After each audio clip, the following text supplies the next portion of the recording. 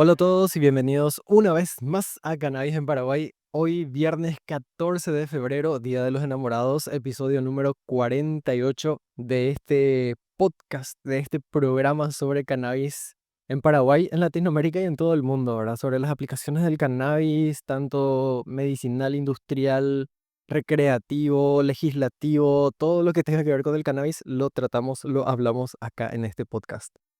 Antes de continuar, quiero dedicar este programa a todos aquellos que estuvieron en la siembra abierta en la ciudad de Itagua el pasado domingo. Muchos se acercaron. Me sorprendió descubrir que muchos de los oyentes de este podcast estuvieron ahí, pasaron a saludar, a mostrar el apoyo al podcast. Así es que muchísimas gracias a todos los que estuvieron y hicieron sentir también, hicieron sentir el apoyo al podcast. Bueno, el día de hoy vamos a estar hablando sobre el consumo del cannabis medicinal, algunos tópicos sobre el consumo del cannabis medicinal, por ejemplo, la metabolización del cannabis, y vamos a hacer una breve introducción, si es que da el tiempo, posiblemente sí va a dar, es que soy muy ñengatú, como se dice en guaraní, ¿verdad? Pero vamos a ir por la dosificación del cannabis, así una breve introducción respecto a la dosificación. El episodio de hoy va a estar basado en el libro La farmacia canábica, una guía práctica para el uso de la marihuana medicinal de Michael Bakes. Les voy a dejar el enlace para que puedan adquirir ese libro si les interesa acá en la descripción del programa, en la descripción del podcast. Voy a dejarle el enlace ahí directo para que vayan y puedan adquirir el libro si es que les interesa. Como planta y medicamento, el cannabis se puede comer, fumar, vaporizar y también se puede aplicar como crema tópica o también se puede aplicar en gotas, por ejemplo, el aceite de cannabis debajo de la lengua. Pero ¿qué pasa? Pasa que cuando la mayoría de la gente comienza a considerar al cannabis como remedio, se imagina que solamente tiene que fumar, o sea, que el fumar es la única vía de consumir o de dosificarse, digamos, con cannabis o medicarse con cannabis. Y esto ocurre porque muchas veces, o en realidad siempre, se ignora que durante la mayor parte de la historia del cannabis en la medicina, esta planta se ha consumido siempre por vía oral. Hoy en día con la tecnología se ha facilitado otros tipos de administración, esa es la palabra correcta, administración, por ejemplo, la vaporización, logrando una alternativa sin humo, digamos, con una velocidad de inicio de los efectos y un tipo de dosificación parecida a los que producen el hecho de fumar. Hoy en día también existen remedios hechos con cannabinoides como el famoso Sativex en el Reino Unido, que contienen CBD o cannabidiol y algunos terpenos que equilibran la reacción del cuerpo al THC. Podría decirse, por ejemplo, que este remedio Sativex es el primer remedio canábico de prescripción, aunque la época dorada de la marihuana medicinal yo creo que aún está por llegar. ¿Qué podemos decir en cuanto a la metabolización del cannabis? Bueno, la forma y el método en el que se consume el cannabis afecta profundamente cómo actúa como medicina dentro de nuestro cuerpo. Las distintas formas de consumo del cannabis tienen químicas únicas y por lo tanto el metabolismo del cuerpo reacciona de acuerdo a esas químicas únicas. La velocidad de inicio del efecto y la eficacia, como también la duración, se ven afectadas por el tipo de suministro seleccionado. No es lo mismo fumar, no es lo mismo comer, ¿verdad? Algún comestible con extractos de cannabis, no es lo mismo unas gotitas debajo de la lengua del aceite de cannabis, no es lo mismo en cuanto a inicio de efecto, eficacia y duración del efecto. Gracias a la prohibición o por culpa de la prohibición, como quieran verlo, de la marihuana y a los prospectos que se originaron con los movimientos alternativos en relación al consumo del cannabis, no hay demasiados buenos ejemplos populares que sean realmente efectivos.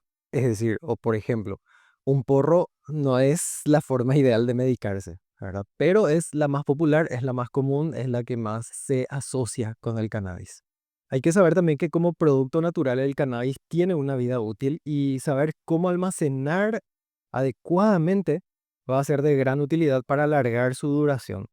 Vamos a hablar en un episodio futuro sobre el tema del almacenamiento correcto de los envases y demás. También suele suceder que una muestra contenga más de lo que debería, así es que es fundamental que tanto pacientes como médicos desarrollen una habilidad para detectar y reconocer los contaminantes que afectan al cannabis medicinal y también para que sepan cuáles de ellos requieren la intervención de un laboratorio. Vamos a dedicar también un episodio entero a todo lo que tenga que ver con contaminantes del cannabis en el futuro. Futuro muy cercano. Pero por sobre todas las cosas hay que aprender cómo dominar el arte de la dosificación. Esto, de hecho, que puede llegar a ser un factor clave para encontrar el mejor tratamiento para una condición en particular. Uno de los puntos difíciles resolver con respecto al consumo de los medicamentos canábicos es que los cannabinoides, podemos decirlo, detestan el agua y les encantan las grasas. Técnicamente hablando, son hidrófobos y lipófilos.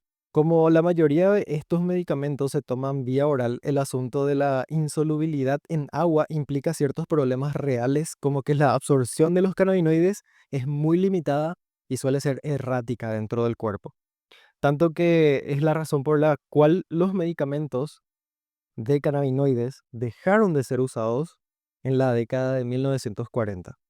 Sin embargo, durante los últimos 20 años más o menos, los investigadores han aprendido mucho acerca de cómo el cannabis y los cannabinoides pueden absorberse más efectivamente desde su aplicación sublingual, por ejemplo, gotitas de aceite, hasta las tecnologías de vaporización que hablábamos al comienzo. La intención del desarrollo de muchas de estas técnicas es darle una vuelta de tuerca al asunto y lograr que la medicina llegue al torrente sanguíneo tan rápido como sea posible. Con respecto a la dosificación, muchos pacientes y hasta algunos médicos no tienen mucha idea de cómo dosificar y administrar los medicamentos herbales de cannabis. Y los únicos ejemplos que nos ofrecen los medios son las comedias donde siempre aparecen los fumancheros, digamos. Y bueno, ahí por ejemplo el tema de las dosis de consumo no es tan precisa. Es como si nos vamos a basar en cosas así, es como decir que, bueno, aprendemos a conducir viendo escenas de Rápido y Furioso, y no es la idea, ¿verdad? Obviamente. Un enfoque más racional para la dosificación del cannabis medicinal es administrar la cantidad más pequeña que sea efectiva para aliviar un síntoma. Por eso siempre cuando te recetan o te indican aceite de cannabis, te piden empezar por una gotita debajo de la lengua y a partir de ahí ir aumentando hasta encontrar una dosis mínima que sea efectivo para la dolencia o la afección del paciente. Lo que da la clave para el enfoque, para la dosificación a seguir es que la misma debe ser controlada y reducida, ya que evitar el exceso puede ser todo un desafío para aquellos pacientes primerizos que se encuentran con que la mayoría de las herramientas no vienen con instrucciones detalladas, ¿verdad? Ya sea el vaporizador o los administradores de aceite, ¿verdad? Que vienen con un gotero. Vienen así y no tienen como un papelito de instrucciones, digamos. Si el exceso persiste, puede desarrollarse tolerancia a los efectos del cannabis medicinal, lo que implicaría un incremento en la dosis recetada para un síntoma determinado. Resulta bastante útil que haya una guía para la dosificación de las medicinas canábicas con predominio de THC, por ejemplo, ya que esos medicamentos pueden tener efectos psicoactivos bastante fuertes. Entonces, ¿cómo es una dosis? El medicamento que más se ha estudiado hasta ahora es el Marinol, una droga diseñada en los Estados Unidos para tratar la pérdida de apetito en pacientes con SIDA, y es una forma sintética para la prescripción de THC. Existen indicaciones claras que regulan la dosificación de este medicamento y que pueden servir como, digamos, un punto de partida para desarrollar pautas generales para el consumo del cannabis medicinal. A partir de acá voy a leer textualmente lo que dice el libro, no es una recomendación, pero puede servir como guía. Repito, les dejo el enlace del libro acá en la descripción del programa por si quieren acceder. En cuanto al marinol, la dosis inicial para estimular el apetito es de 2,5 miligramos de THC. Para las náuseas provocadas por la quimioterapia, una dosis efectiva puede llegar a sobrepasar los 15 miligramos. Todo depende del peso, de la altura del paciente también. La mayoría de los pacientes comienza a notar signos de psicoactividad en dosis de 5 miligramos de THC, entonces una de 15 miligramos puede llegar a producir efectos indeseados ya. Estudios recientes demostraron que cuando el nivel de THC se mantiene en un rango de entre 2,5 y 10 miligramos, el grado de psicoactividad es tolerable. Aunque cada vez hay más pruebas de que el otro cannabinoide primario, el cannabidiol o CBD, reduce esta actividad o sí, la psicoactividad o el efecto del THC.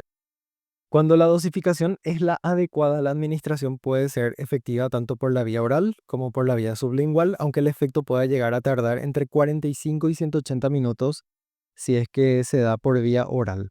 tarda más para tragar el aceite, digamos. En cambio, con la administración sublingual, el torrente sanguíneo absorbe el delta 9 THC directamente y se puede sentir los efectos a los 5 minutos. Por otro lado, el efecto de una dosis administrada por vía oral puede ser 2 o 3 veces más duradero que cuando se fuma o se vaporiza, reduciendo así, por ejemplo, la necesidad de repetir dosis. A menudo los medios citan estudios que indican que la potencia de la marihuana se ha incrementado durante los últimos 30 años, lo que significaría que el cannabis hoy en día es más peligroso que en la década de 1960.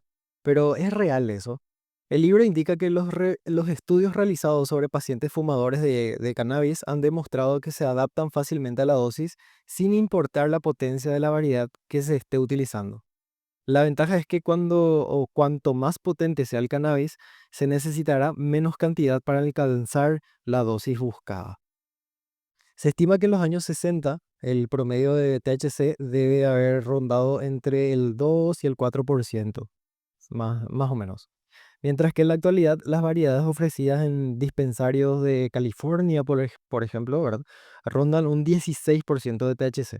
Lo que querría decir que un paciente que fume o que consuma cannabis necesitaría un 87% menos hierba para lograr el efecto deseado.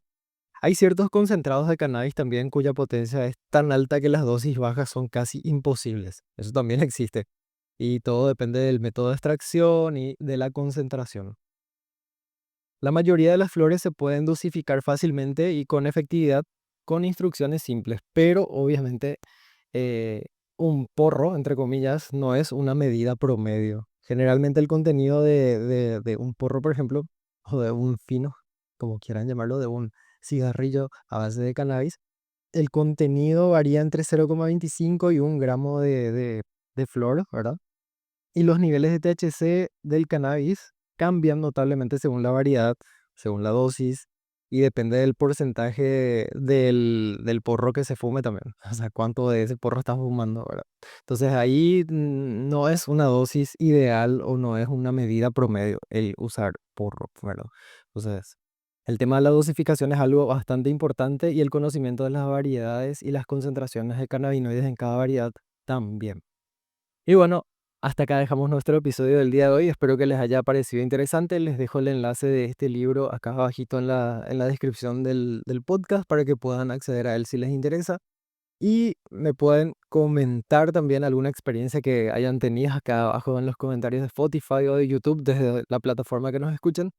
Alguna experiencia que hayan tenido con respecto a la dosificación, por ejemplo, con respecto al método de administración, si probaron un método para algún uso medicinal y notaron alguna diferencia con respecto a otro método que probaron después, por ejemplo, ¿verdad? Si estuvieron usando dosis sublingual del aceite y después tuvieron que usar vaporizadores, por decir así. ¿Qué diferencia notaron? ¿Realmente se siente esa diferencia? Y en cuanto a la dosificación también, si probaron algún aceite, por ejemplo, de forma artesanal y en comparación con alguno que se esté vendiendo en las farmacias actualmente, ¿hay diferencias? ¿Se nota? ¿Se siente? Bueno, todo eso me pueden comentar acá en los comentarios, en la cajita de comentarios de Spotify, de YouTube o de la plataforma que nos estén escuchando. Nosotros nos escuchamos nuevamente el próximo viernes con más Cannabis en Paraguay. Será hasta entonces. Chau, chau.